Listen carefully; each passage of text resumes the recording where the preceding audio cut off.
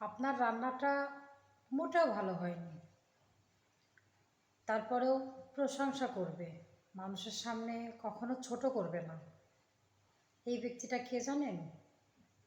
সে হলো গর্ভধারিণী মা। আর আপনি সারাদিন কষ্ট করছেন, রান্নাটা ভালো হওয়ার অনেক চেষ্টা করছেন, কোনো এক কারণবশত আপনার রান্নাটা নষ্ট হয়ে গেছে, খেতে তেমন স্বাদ লাগছে না। তো রেগুলার এমন হয় না, হয়তো একদিন নষ্ট হয়ে গেছে খাবারটা, ঠিক আগের দিনের মতো স্বাদ হয়নি। তো দেখবেন সবার সামনে ছোট করতে শাশুড়িরা একবারও ভাববে না।